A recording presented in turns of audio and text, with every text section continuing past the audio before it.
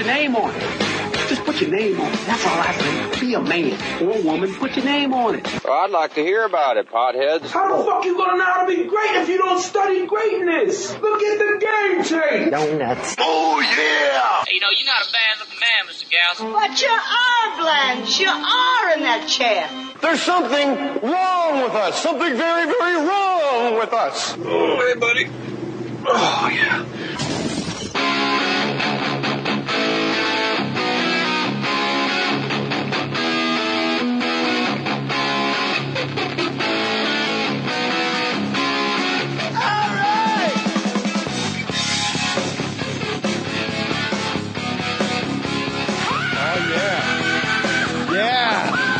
Chris DElia, thanks for coming by, my man. I'm happy to be here.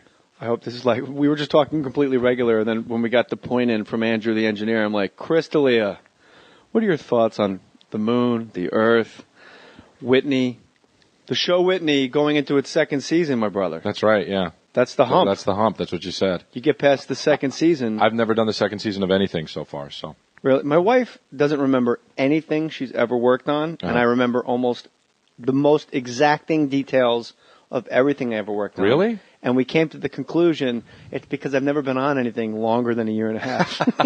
We're like, she's been on a show for 6 years, Okay, yeah. another show for It would all 6 melt years, together, three sure, yeah. shows in 6 years. Yeah. And doing the Norm show at the same time. Right. And she's like, how do you remember that? I'm like, because it was Chris Farley and it was in an elevator on Saturday night. Oh, yeah, that was only 2 years, too. Gary, I'm married 2 years. You know, Action, 8 episodes. It's very easy to remember. Oh, yeah, I stuff. remember that one, It's yeah. just one burning white hot night. Yeah, really only a few things happen in a few years, so you can remember the high points of 1 year or 2 years easy. You got a great voice. You should be like a commentator. Is that right? Do I have a good voice? You really do. No. I don't think I ever heard that actually until I had a bit that I do on stage about how I don't like my voice, and then people started telling me I have a good voice. So you're the first person that said that besides that. Are you a baseball fan? No, my family's like a huge, like my brother, my father. What sports do you like? I mean, baseball. I'll watch baseball. All right, walk me through just give me 2 pitches of an at bat. Make people up in your good voice. Yeah, I'll go. Well, I only know 80s guys. Sure, even better. Rob Dibble steps up to the plate, swing and a miss. You know, Dibble not used to hitting that much as a closer, Chris. So this will be an interesting at bat. I'll be your color guy. He isn't, but what was he on, the Reds. Reds? Yeah, Rob Dibble, Lou Piniella, Paul O'Neill and right, Barry Larkin, Rob Reds, Dibble. right? Wait, well, who's Todd Zeile? Who was that guy? He was everywhere. He was a He Dodger. was on the Reds too, though, right? I think Todd Zeile is one of those guys. He's like the Jeremy Guthrie. Have mitt, will travel. Rob Dibble. Oh, Rob Dibble was the guy with the glasses. Yeah, he was a closer. Okay, yeah. So I like that in your scenario already. We're up to this is great. Yeah, I don't know who he is. Okay, no, but it was great that you had a closer. Like it gave us, we were ready to go. You tapped out on me, dude. I'm sorry, I get insecure. I get nervous. Why? Okay, wait. Let's start over. You hang out with people with zero talent, like Brian Callen. That's true. And Will Sasso. Why would true. you ever be nervous around people like me when you hang out with those zeros? By the way, real quick, the 10-minute podcast with Will Sasso and Brian Callen and Chris DElia. That's why I said those 2 names. So save your fucking tweets. Yes. At Chris DElia on Twitter. At Chris DElia, yeah. DELIA. DELIA. Yes, you got it. All right, let me hear that announcer voice. Different 80s guys. Okay. Hensley Mullins. Do you remember Hensley Mullins? Yeah, I remember Hensley Mullins, coming off fresh out of a knee surgery, is stepping up to the plate. Still has a pronounced limp. Maybe you should have stayed on the DL, the 60-day DL instead of the 15, Chris. I know he's an eager pup though here in the American League. Attaboy. I don't know if they said that, but I describe. It's good when you tell the fans what they're. It's good they're in the Major League Baseball structure that in the paradigm of the Major League Baseball. Shortstop Kevin Elster dives and just snags the line drive, ending the inning Off the bat of Kevin Seitzer. Seitzer to Seltzer. Absolutely. Never sure what his actual name is. It's weird that you have a bit about not liking your voice, and it's like the first thing I noticed when you sat down and started talking. That is weird, yeah. I was like, wow, this guy's got a great voice. That's nice to hear. I like a guy who has a good voice. Yeah, I have an awful voice. Especially when you listen to yourself on podcasts. Oh yeah, I know. It's like, but you must get over that quick though if you hear yourself a lot. I notice I talk less, 30% less than if you listen to the first bunch of podcasts. You talk a lot? I interrupt a lot, and it's like me. And then I in my mind, I was like, well, it's called Mohr Stories. Like I should be the guy steering the ship. Right. But then that's no way to run an airline. You got to let the guests do their thing. I don't know. But I wouldn't say you have a bad voice at all. I wouldn't say you have a bad voice. You're nice. Well, I would never. I mean, there are people with bad fucking voices. Paul Molitor, ball one. I always wondered why John Olerud. I was looking for Olerud. I was like, you were actually thinking about him. Rance Mullenix about it. Joe Carter cleaning up the inning. Rance Mullenix. Oh, I don't know Rance Mullenix. He's a Blue Jay. It's fun when you on like a movie set, prop guys with like any teenager, they'll just litter it with a good prop guy will litter any teenager's bedroom with baseball cards. Oh, right. But the ones they get for like free or for like a dime are ones from like the 80s. Yeah, so like in between takes, like I really have to concentrate on not talking. Like I have a problem. Right. And I'll make everyone on a movie set fucking hate me. In between takes, you're saying you'll talk. Oh, in between takes, before takes, like I never stop. Even so I have to make dramatic like movie. I have to bring the iPad and I play Scrabble and Words with Friends. I'll read and like I have to really concentrate on not making everyone hate me because it's nonstop. Here's every relationship with me on a set. Like let's say I'm on Whitney with you. Yeah. I play your buddy, right? Okay. God, he's the best. He's so funny. He never fucking stops talking. I like him again. That's the career arc. That's good. That's good. That's not bad. It's bad in the middle part when you go to work every day and people are like, ugh. Chatty Cathy came That's back. only because they're with you every day, though. I feel like if you were if you did an episode of our thing, I would probably be like, "You're a fun guy, right?" Yeah, but if I'm a guest on something, maybe that's why your shit doesn't last for more than a year. Because I never shut up. And the network, Les Moonves goes, "Who's the guy that I can hear from my office in Malibu? He's bothering me. My ears are bothering me. My ear holes need to be closed." Yeah, but if I'm like I'm a guest sometimes on Suburgatory, or like on something, like if I'm a guest on something, I really tighten it up. Okay, yeah, because you're a guest, right? Yeah, that's actually how I feel. I just shot that show Sullivan and Son, for TBS. It's Steve Byrne show. Yeah, and it was I was more nervous to shoot that and be on set there than I was for my show. But you probably got an offer, too. I did, yeah. And it makes you more nervous because you didn't earn it. Right, exactly. They just said, here, come on in and do it. You're like, well, what if I suck? Especially because here's the deal with that role, too. Vince Vaughn was supposed to play it, but he couldn't do it because he had to go do a movie. And so they were auditioning, and I knew that people were just coming in and failing. So they just offered it to me. So they just, and I know that, I just know that I was probably going to mess it up because, Vince Vaughn was going to do it, and so. And did you just do it like your guy from Whitney? No, I'm being serious. No, a guy. I don't know. I mean, the guy from Whitney is relatively enough like me to where I can just kind of be natural. But no, the character that I did in Sullivan and Son was like it was obviously written for Vince Vaughn. The way it was written, it was you like did it Vaughn-esque here and there. Well, I was like, I don't want to do him because it's not. He's so good at that, and I just didn't want to be like the poor man's version. But then, if that even. But then, so they kind of like we changed a little bit throughout the week. But you have that luxury if you don't have to audition because auditioning is the hardest part I think. Well, yeah, certainly. Yeah, absolutely. Once you have the role, the audition isn't even as hard as the drive to the audition. Oh God! When you're like, is this going to suck? Right. And it's just people in a room. Like, actually, once I start talking in an audition, I go, okay. Right. This is what I want it to sound like. Right. And then if they don't like it, that's really not it is going to be my problem. But I've convinced myself it's not my problem. Don't take anything personally. But if you get it, take it very personally. Yes. If you don't get it, don't take it personally. Right. If you get it, take it very personally. My dad would always say, leave it in the room. I don't know what that really means. Was your dad in show business? And I was on, yeah. Really? Yeah. What was he? He's a director. It was like one of David Kelly's showrunners. Really? Like, yeah, he did. He worked with you on. My dad worked with you. He told me to Miami. He told me to tell you that. No, on. I love that you told your dad you're doing more stories. Yeah, I did. I love that. And he said. I dig dads. Well, people know who you are, dude. So I brag. Come on. I brag it. Yeah, I was bragging to my dad about it. What did we work? David Kelly. Did you ever do like The Practice or Boston Legal or Ally McBeal? None of those. Or I don't think I ever did a David Kelly show. Maybe I'm making this whole thing up. No, I don't think you did. You don't see. Another thing for the listener that when you're watching Chris DElia on Whitney, enormous feet. Oh yeah. Which means you're just Johnny Horsecock. You know what? I'll tell you something too. Be honest.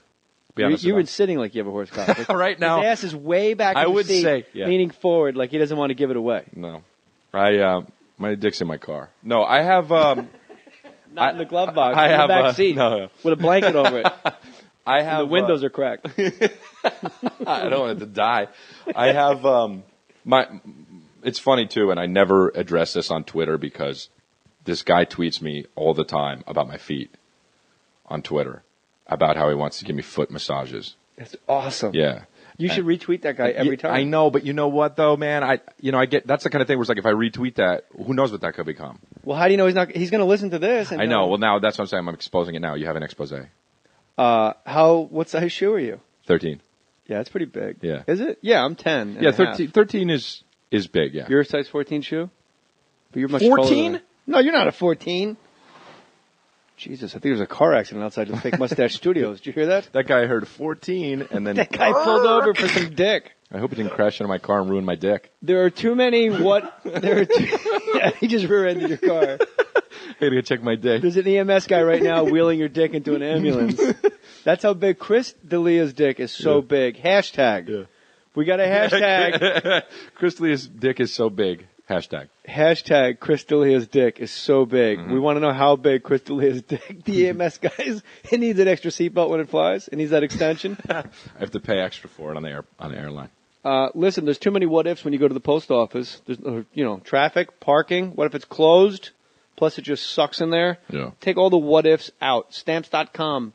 Go to Stamps.com. Anything you can do at the post office, you can now do from the convenience of your own desk. Let's say Chris DElia, let's say he has an erection, and it's a lot of work to get from the parking lot and lug that giant cock into the U.S. And he just feels all right, you know what it is?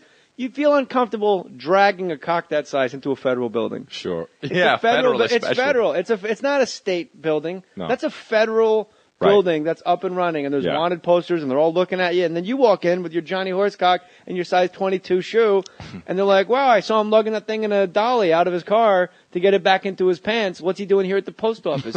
Chris DElia is not at the post office because he's probably like me using Stamps.com, buy and print official U.S. postage, using your own computer, your own printer, whenever you need it, 24/7, 365, partner.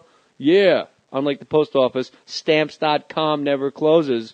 Unless you close, check it out. Use my last name, Mohr, M-O-H-R, for this special offer. No risk trial. Plus, $110 bonus offer that includes a digital scale to weigh your letters and packages and up to $55 free postage. Don't wait. Go to Stamps.com before you do anything else. Click on the radio microphone at the top of the homepage. Type in Mohr. M-O-H-R. Stamps.com. Type in Mohr. How many times did you audition to get Whitney? 3. I did it once for her and the showrunner. Did you know her before? Yeah. We've known each other for a while. Yeah, she's great. I really dig her. She's really great. Barry Katz sat in that. I'm going to get back to the question. Barry Katz sat in that chair. He did the podcast, and I was a lot. He's like he's a 100% approval rating. It's on her. Barry Katz. Hashtag Barry Katz. Next when you go home on Twitter. Really? He's like fucking Yoda when he sits in that chair. Wow. He goes, Jay, you want to know why people like Whitney have their own sitcoms? I'll tell you why. Because she comes in, she's written something for herself, she has devotion, she spent years of her life doing it, she hires her friends, and she gets a group of people around her that can make that vision come to fruition. Yeah. So before anyone's going to sit around and bitch about why does that guy have a show, and why is Nick Swartzen in fucking Malibu, so you know why? Because they worked their fucking balls off to get it, man. That's why. He is pretty intense. He was intense. He breaks it down. That does sound just like him, actually. 100%. I've never read a single negative tweet about Barry. Wow, Katz. that's funny. He comes in here and he goes, Nick Swartzen got fired from his managers, and he said, can I come to your office? And he came in with one of those giant notebooks. And Barry will always get sidetracked on something that's nothing to do with the story. Like, you know those giant notebooks, like when you were in school, there'd be a giant notebook. It'd be like, there'd be 5 chapters, and maybe there'd be a different color marker in the binder. Like, the first 60 pages will be a green pad.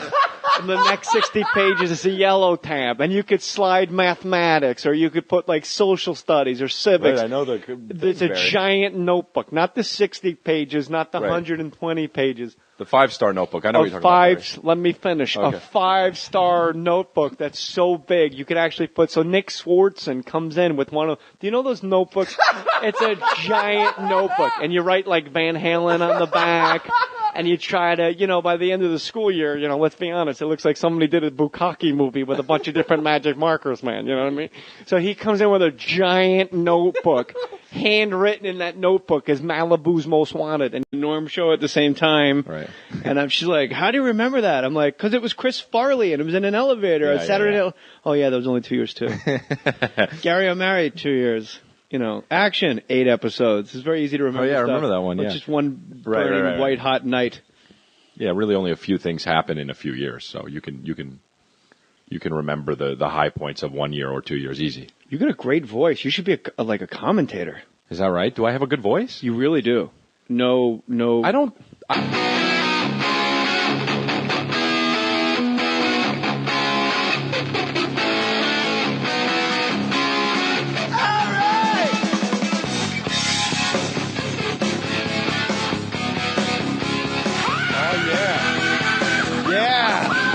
Chris DElia, thanks for coming by, my man. I'm happy to be here. I hope this is like, we were just talking completely regular, and then when we got the point in from Andrew, the engineer, I'm like, Chris DElia, what are your thoughts on the moon, the earth? I don't think I ever heard that actually until I had a bit that I do on stage about how I don't like my voice, and then people started telling me I have a good voice. So you're the first person that said that besides that. Are you a baseball fan? No, my family's like a huge, like my brother, my father. What sports do you like? But, I mean, baseball. I'll watch baseball. All right, walk me through just give me 2 pitches of an at bat. Make people up in your good voice. Yeah, well, I only know 80s guys. Sure, even better. Rob Dibble steps up to the plate. Put your name on it. Just put your name on it. That's all I say. Be a man or a woman. Put your name on it. Well, I'd like to hear about it, potheads. How the fuck you gonna know how to be great if you don't study greatness? Look at the game tape. Donuts. Oh, yeah. Hey, you're not a bad-looking man, Mr. Galson. But you are, Blanche. You are in that chair. There's something wrong with us. Something very, very wrong with us. Oh, hey, buddy. Oh, yeah. Whitney, the show Whitney going into its second season, my brother. That's right, yeah. That's the hump. That's the hump. That's what you said. You get past the second season. I've never done the second season of anything so far, so. Really, my wife doesn't remember anything she's ever worked on, and I remember almost the most exacting details of everything I ever worked on. Really? And we came to the conclusion it's because I've never been on anything longer than a year and a half. We're like, she's been on a show for 6 years, Okay, yeah. another show for It would all 6 melt years, together, 3 sure, yeah. shows in 6 years, Yeah. and doing the